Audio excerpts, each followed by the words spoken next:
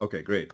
So what I want to talk about today is a topic that I'm personally really excited about. I've been, as Arya described, I've been working, for over around 20 years in the space of wearable tech. I've seen the space evolve quite a bit. When I started working in this space, there was no commercial activity. There were no products. It was only about, I think, 8 or 10 research labs across the world that were, doing some work on wearables, and we were literally hand building devices in the lab and doing experiments and basically trying to figure out what this technology is good for. And so from there to where we are, there's been a lot of transformation that has happened.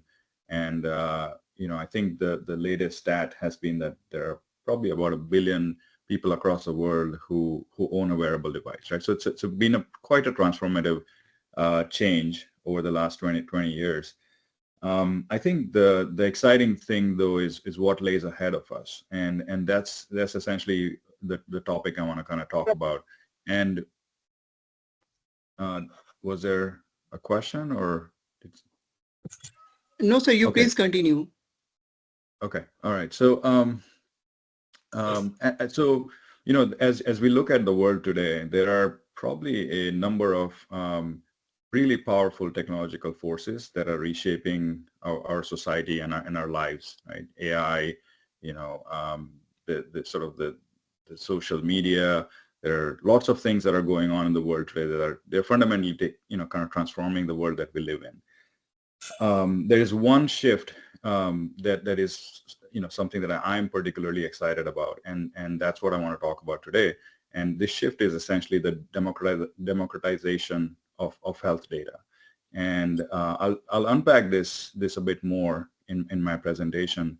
But what I mean by democratization of health data is essentially, as healthcare consumers, we will have access to our personal health data in a way that we have never had before. And that is going to fundamentally lead to an empowered healthcare consumer. So we're going to go from being a patient to a well-informed, empowered healthcare consumer.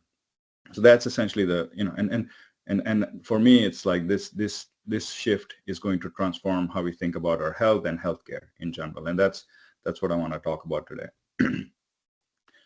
Before we dive in, I want to share a little bit about what I do today, and maybe there are also some lessons that can be learned from just understanding the journey we've had at Aura and the company that I work today, and how we have evolved. So I'll start with a quick overview of Aura, talk about, and then dive into the sort of the main topic that I want to talk about today. So a quick kind of overview of our vision, mission, and organizing idea. And for me, the vision is the why, right? Why does Aura exist? And so our vision is that we see a world that is moving to proactive healthcare, and we actually think about healthcare as more of human care, right? Rather than just taking care of, like, medicine and healthcare in the traditional sense. It's really about how we care for us as human beings.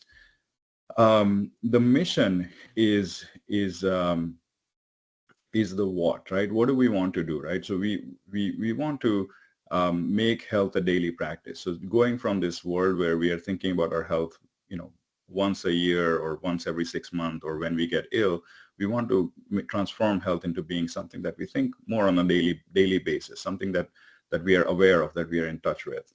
And then the last is the organizing idea behind our work is the how, right? How do we do this, right? How do we achieve this vision and mission?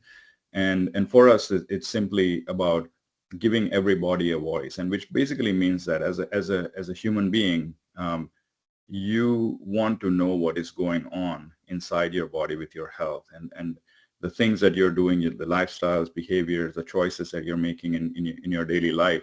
How are they affecting your health? And believe it or not, everything that we do has a big or small effect on our health. And what ends up happening is that we just learn about those things.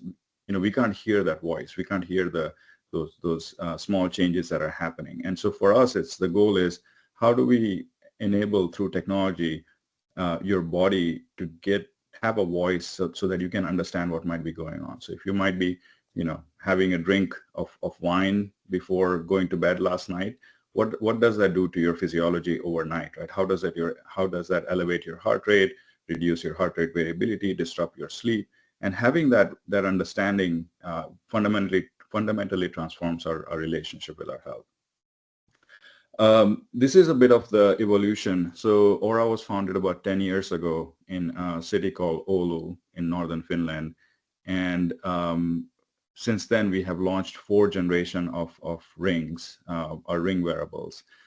And I think the thing that I want to emphasize here, is not as much about, the company and the technology, which has definitely evolved. So when we launched the first generation ring, it weighed about 15 grams. The battery life was about 2 to 3 days. There was one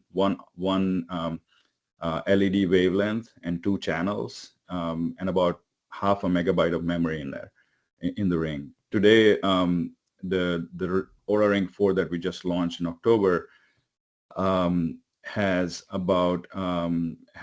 three LED wavelengths, about 8 days of battery life, and weighs about 4 grams. So significant sort of changes from a technological perspective. But that's not the point here. The point that I want to make here is that when Aura was founded, the focus for the company, the problem that we wanted to solve was to enable users to understand their sleep.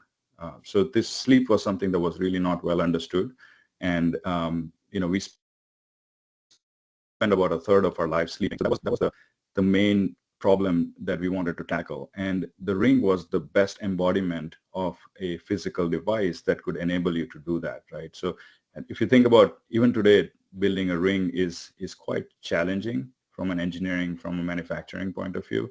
But 10 years ago, it was significantly more, like 2 orders of magnitude more challenging to build a ring. But it was the right form factor. So I think one key point here, key message from this slide is to kind of start with the problem that you want to solve, and then think about how you want to mold the technology to actually solve that problem, rather than thinking about the technology first and then saying, okay, what is this technology good for, and what problems can we solve with this? Because you almost always that approach almost always leads to suboptimal solutions. What we have evolved, and so when we launched the ring about 10 years ago, or little less than 10 years ago, there were only a few things that the ring could do. Today, the ring has evolved, the technology has evolved, so we can make more than 35 different measurements and metrics using the ring, including things like your blood oxygen levels, respiration rate, heart rate variability, sleep tracking, body temperature, and several more. So this is where I think even if you start with a very specific problem you want to solve, and build your technology to solve that problem, over time the technology can evolve to become much more capable.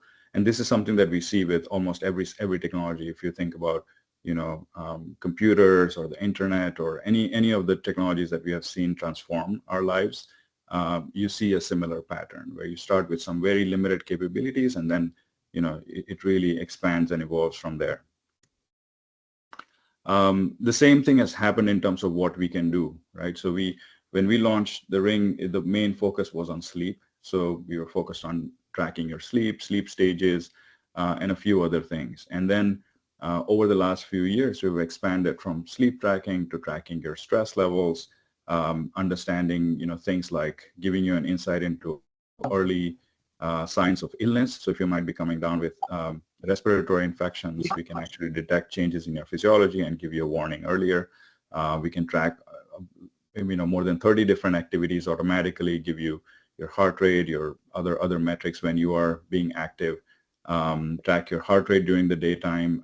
We've also expanded to track various aspects of women's health, so tracking cycles, so predicting periods and ovulation, estimating fertile windows, also giving insights during pregnancy, how your health evolves during a pregnancy and what different changes might mean for your pregnancy and your pregnancy outcomes. And then expanded into giving you insight into cardiovascular health with very innovative metrics like cardiovascular age, which is giving you an insight into how your arteries might be stiffening as you age, and are they stiffening at a rate that is faster than your chronological age, or in line with your chronological age, or maybe even below your chronological age, which would be essentially telling you that your vascular system is younger than your chronological age. So there, as you can see, this is where you can start by focusing on one problem, and with as the technology evolves, as you are able to build new capabilities, you can start unlocking additional additional sort of use cases and applications.